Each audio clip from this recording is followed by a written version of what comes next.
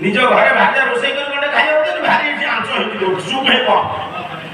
संस्कृति संपन्न ए बाबू पवित्र पावन ग्राम रे महामाई कल्याणमय विघ्न विनाशिनी अभय प्रदायिनी अंबिका देवी को पवित्र पावन क्षेत्र रे संध्या समय परम शास्त्र भागवत पाठन जो पुण्यता पवित्रता पारंपरिकता मनमुग्धकर मंत्रमुग्धकर हृदयस्पर्शी वातावरण परिवर्तन करिवार एक प्रयास से जाऊ आज चलित वर्षर अनुष्ठान तृतीय रनी आम प्रथम अधिवेशन प्रथम पर्याय यही परिप्रेक्षी मु करमला मठचंद्र अभिराम परमहंसंकर रचित एक भाक्तिक जणा रामकृष्ण सम्मिलित जणानटी महाप्रभु पदार्थ भेटी दबा परे पंडित मान निकट एक कौतूहलपूर्ण मंगलाचरण पाठ कर कौतूहलपूर्ण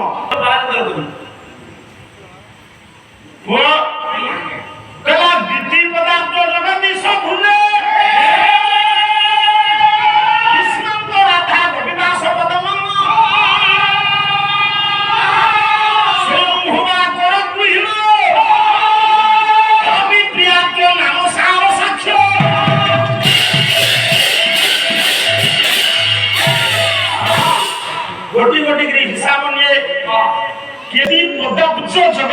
ବୁଝେ ଦ୍ୱିତୀୟ ପଦ ଯୁକ୍ତ ଅଧ୍ୟକ୍ଷ ଦ୍ୱିତୀୟ ପଦ ପଦ୍ମକୁ ଧାରଣ କରନ୍ତି ନାରାୟଣ ନାରାୟଣଙ୍କର ପଦ୍ମର ନାଁ ମନେ ରଖ ଦ୍ୱିତୀୟ ପଦ ବୁଝିଲୁ ଭୀଷ୍ମନ୍ତରା ଭାଗରିବା ଶପଥ ଭୀଷ୍ମନ୍ତରା ହଉଛି ମା ଲକ୍ଷ୍ମୀଙ୍କର ପଦ୍ମ ମୋ ମା ମାନେ ଆପଣ ମାନେ ଲକ୍ଷ୍ମୀ ପୂଜା କରନ୍ତି ଲକ୍ଷ୍ମୀ ଯୋଉ ପଦ୍ମ ଧାରଣ କରନ୍ତି ତା ନାଁ ହଉଛି ଭୀଷ୍ମନ୍ତରା ସ୍ୱୟଂଭୁବା ଦ୍ରୁହୀଣ ଦ୍ରୁହୀଣ କହିଲେ ବ୍ରହ୍ମା ଯୋଉ ପଦ୍ମ ଧାରଣ କରନ୍ତି ତା ନାଁ ହଉଛି ସ୍ୱୟଂଭୁବା ଆଉ ରବି ପ୍ରିୟା କିଏ ସୂର୍ଯ୍ୟ ଯୋଉ ପଦ୍ମ ଧାରଣ କରନ୍ତି ତାର ନାମ ସାରସାକ୍ଷ ତେଣୁକରି ସୂର୍ଯ୍ୟଙ୍କର ପ୍ରିୟ ହଉଛନ୍ତି ପଦ୍ମ ପଦ୍ମର ଶତ୍ରୁ କିଏ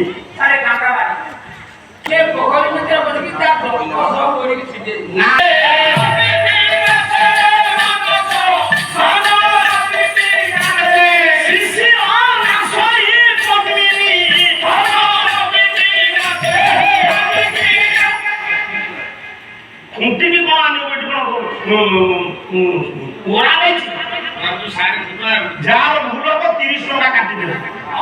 ଏଠି ବାପା ମା ଛାଡେ ନାହିଁ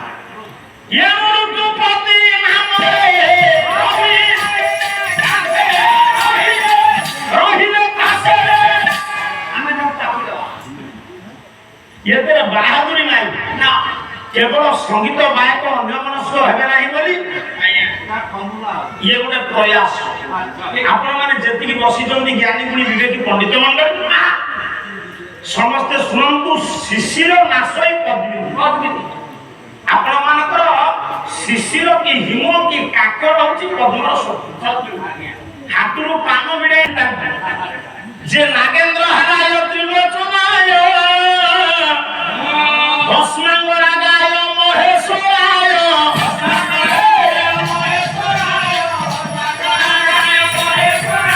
ନିତ୍ୟାୟ ସୁଧାୟ ଦିଗମ୍ବରାୟ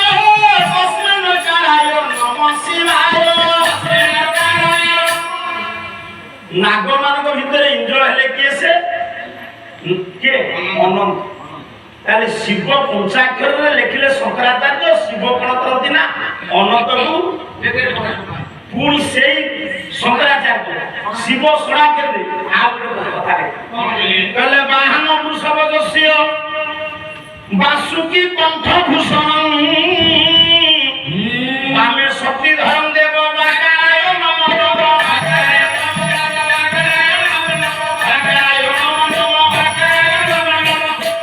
ये तो हमर गुरु गल्प सारा से आमे को पाला देखि कि पाला गाया होई जेतु प्रतिवादी क्षेत्र गाछु आमे रे बोले हम आपक राखछु दोनो तो पाखे अर्जुन हाथ जोले कोन हो युद्ध के पकांती सर्प सर्पर पक्ष की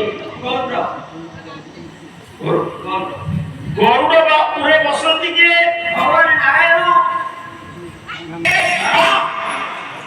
केमिति ख ना खमण मंडल को तो हाथ बढ़ाई कवि सूर्य बलदेव किशोर चंद्र आनंद चंद्र ख पहिले गप ग पहिले गमन करिबा गातरे गमन करे किए साप मानक भितर श्रेष्ठ किए अरे ढामेना चुप सार ढामेना मु ढामेना अनंत अनंत कोळे सुंती किए ब्राह्मणिया पाथरे अछि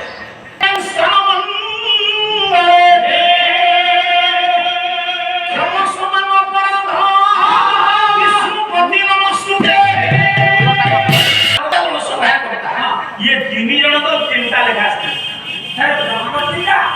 ब्रह्मांकर तीन स्त्री विष्णुकर तीन स्त्री खाली तू कहदे मुहबिन कह देबी ना ब्रह्मांकर तीन स्त्री विष्णुकर तीन स्त्री शिवकर तीन स्त्री शिवकर तीन मौसा सुन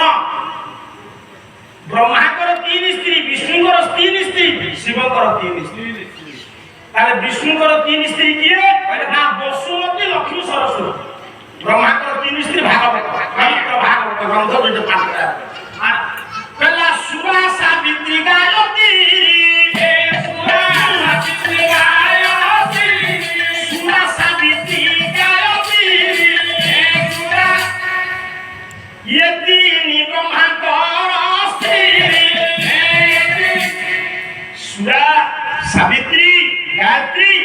ତିନି ଜଣ ହେଲେ ବିଶ୍ୱ ସୃଜା ଅଯୋଜନୀ ବେଦପତି ବ୍ରହ୍ମାଙ୍କ ସହଧର୍ମୀ ଗଲେ ତିନି ପତ୍ନୀ ବିଷ୍ଣୁଙ୍କର ତିନି ପତି ବ୍ରହ୍ମାଙ୍କର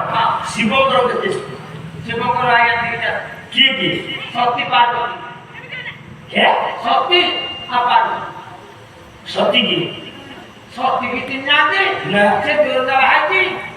ଜୋରନ୍ଦା ବାହାରିଛି ହଁ ତା ସ୍ୱାମୀ ଶିବ ଓ ଶିବ ବେହେରା ସ୍ତ୍ରୀ କଥା କହୁଛି ଜୋରନ୍ଦା ଶିବ ବେହେରା ସ୍ତ୍ରୀ ଓ ଜୋରନ୍ଦା ଗୋଟେ କିଏ ଶିବ ବେହେରା ତାର ଦିଟା ସ୍ତ୍ରୀ ମୁଁ କହିଲି ଇଏ କେମିତି ଜାଣିଲା ସତ୍ୟ ଏଠି ଗୋଟିଏ ସମସ୍ୟା ସମାଧାନ ହବ ଆଜ୍ଞା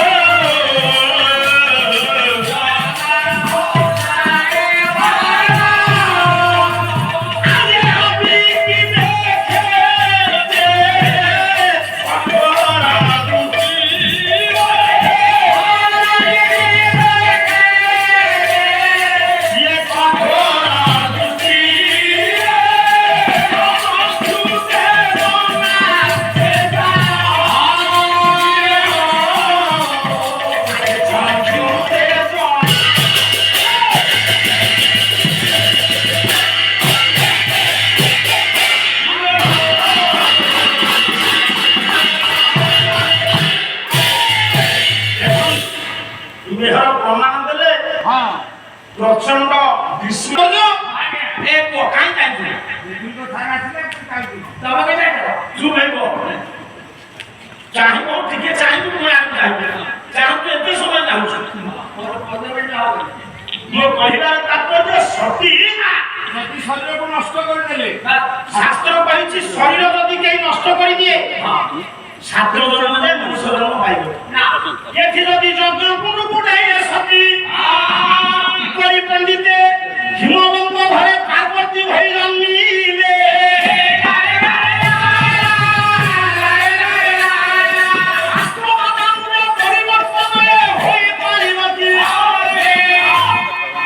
যদি যজ্ঞ কুণ্ডু কুণ্ডাই পড়িলে শরীরକୁ নষ্ট କରିଦେଲେ ସେ ପୁଣି ପାର୍ବତୀ ସାତ ଜନ୍ମ ପର୍ଯ୍ୟନ୍ତ ମଣିଷ ଜନ୍ମ ମିଳିବ ପାର୍ବତୀ ହେଇଛନ୍ତି ପାର୍ବତୀ ହେଇନାହାନ୍ତି ଗୋଟେ ବଡ଼ ଶ୍ଲୋକ ଗାଉଛି କୁମାର ସମ୍ଭବ ମହାକାବ୍ୟ କବି ହେଲେ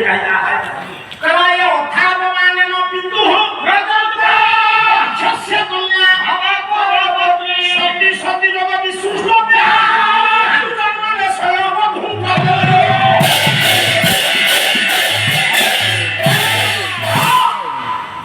ଅଥ ହବ ମାନେ ନ ଅଥାବ ମାନେ ନ ସାରମାନେ ଏହା ପରେ ଅପମାନ ପାଇବା ଦ୍ୱାରା ନିଜ ବାପାଙ୍କ ଦ୍ୱାରା ସୃଷ୍ଟି ହେଇଥିବା ଅପମାନ ପାଇବେ ସତୀ ଯଜ୍ଞ କୁଣ୍ଡକୁ ନେଇନାହାନ୍ତି ତୋ ଭିତରେ କଣ ନିଆଁ ନାହିଁ ଯେ ତୁ କୁଣ୍ଡକୁ ନେଇ ମୋ ଭିତରେ ନିଆଁ ଅଛି ଆଜି ଉଦାହରଣ ଲୋକ ମାଂସ କରିଥିଲେ ମାଂସ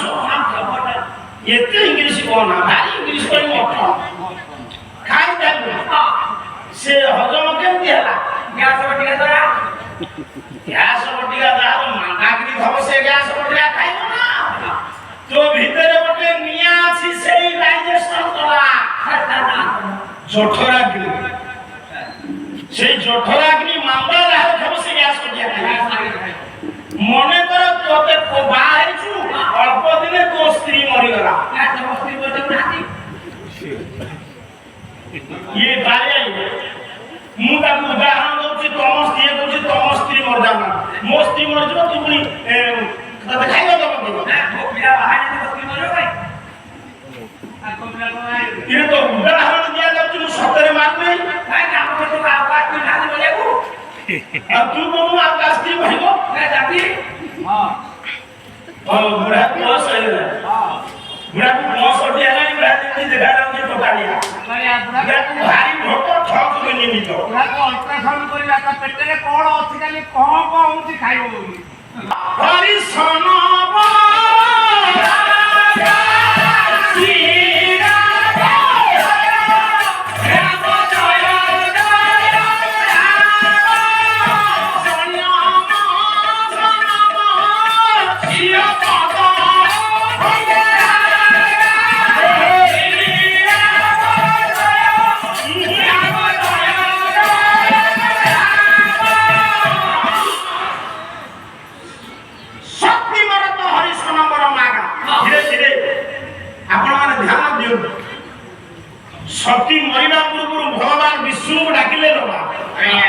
କହିଲେ ଠାକୁରେ ମୁଁ ଆଜି ଶରୀରରୁ ପ୍ରାଣ ପାଇକୁ ମୁଁ ଯାହା ଘରେ ଝିଅ ହେଇଯାଉ ବାପା ଦେখ ମୋ ବାପା ଝିଅ ହୁଅନ୍ତୁ